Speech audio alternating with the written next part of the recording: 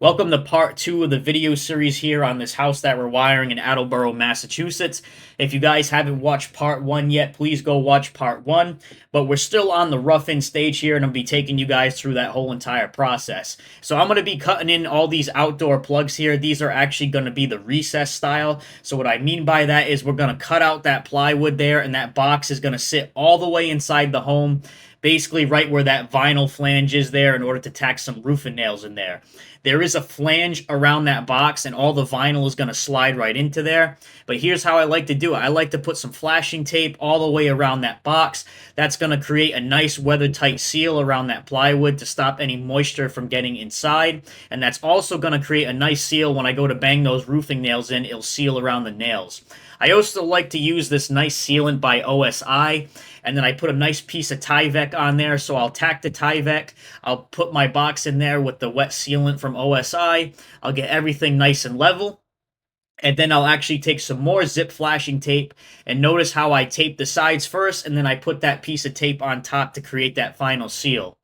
And then eventually, once I have all that done, I'll go on the inside once, most of these plugs are done. And then I'll caulk all the way around those plugs to create a nice airtight seal. Sometimes the insulators will do it and sometimes they won't. And I just want to make sure that we have a nice airtight seal and there's no moisture getting inside the home. But for today, right now, I focused on trying to get all these recessed lights done because there were very key details where each light was going to go, how they wanted everything lined up. So I'm going to try to explain that all right now. So basically what you're seeing here is I centered all these recessed lights on each window. So there is a row of 4 recessed lights each. There's 4 windows, so there's 16 recessed lights just in this area here. So they're all lined up, vertically and horizontally. And there's also a fan box that is in the center of that fireplace right there. That one was a little tricky because I do not like to use those fan pancakes because it makes, installing a fan really difficult when you have a bunch of wires for a fan control.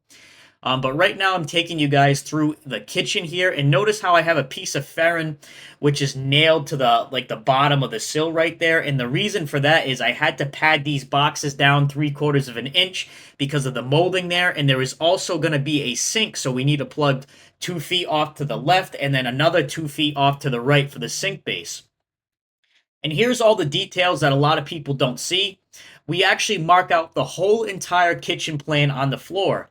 And the reason for that is so you get a nice visual perspective of everything. A lot of electricians don't take the time to do this, and what ends up happening is you mess up the kitchen plan, you put the boxes in the wrong spot, and then you're basically screwed because all the sheetrock is up, and now it's too late. You're going to have to cut the walls open, and it costs the builder a ton of money.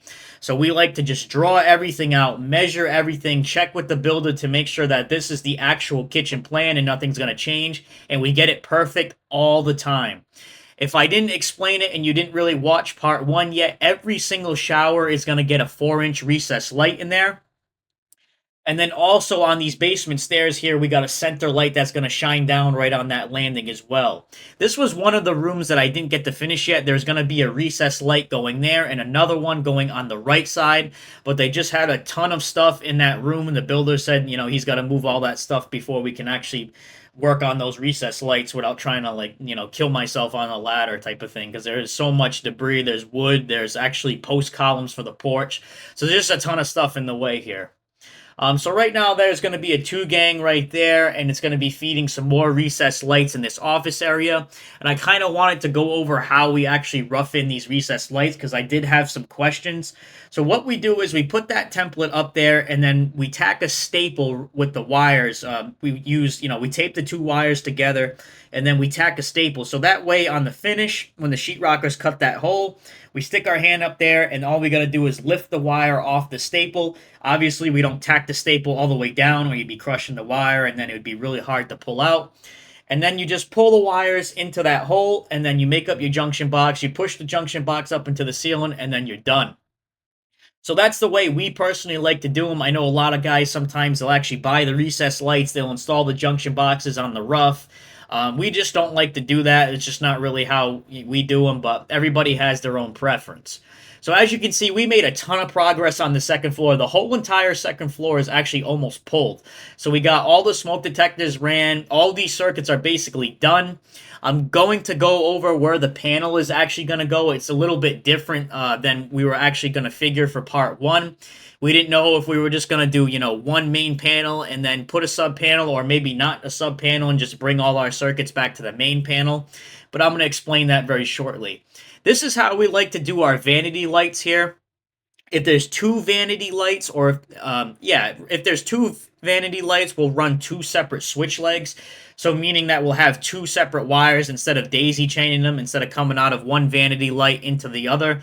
And that's just in case, if the vanity light does get damaged, we have the opportunity to have another switch leg there. So it just kind of covers us. But as you can see, that whole side of the house is actually pulled. And then on this side, we actually started to cut in some wires here. That's going to be for a fan. Notice how we run 14-3 for all the fans. That way we have, separate controls. And this is actually where the sub panel is going to go. So this is what I was talking about before. We're going to put a sub panel in this laundry room. And before I get a bunch of comments, no, this is not a bathroom. This is just a laundry room. So we are permitted to put a panel in here.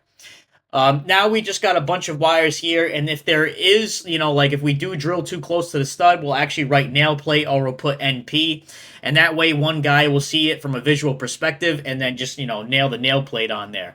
As you can see, there's two vanity lights here, so like before, we got two separate switch legs there. That way, again, if there's any issues, we can always come out of one vanity light to pick up the other. It just covers us. This whole entire, coffered ceiling here, we have all that all cut in, so that's all squared away.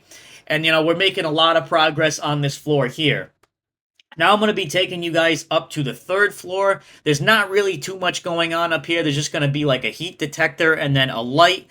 And we're also going to be bringing up a separate home run up there, and that's going to be for the future if they want to finish that. They decided that they do not want to finish the third floor anymore. They're going to use it for storage, and then maybe in the future they will finish it. But we are going to bring them up there a separate circuit. That way, if they do decide to do it, we can just come back, we'll rough in this whole entire room, and we'll have that spare circuit up there.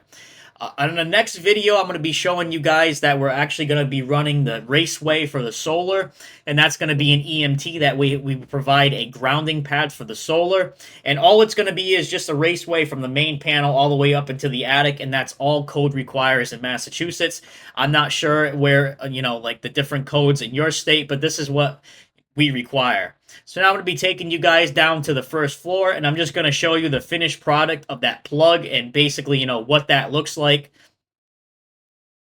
And there you go. That's basically the end result. I didn't really get to show you guys the Tyvek too much, but yeah, we do install the Tyvek like that. And then over to the left, there will be another plug there. So this is the garage. Notice how we stapled everything nice and neatly, and we already roughed in and cut everything in the garage.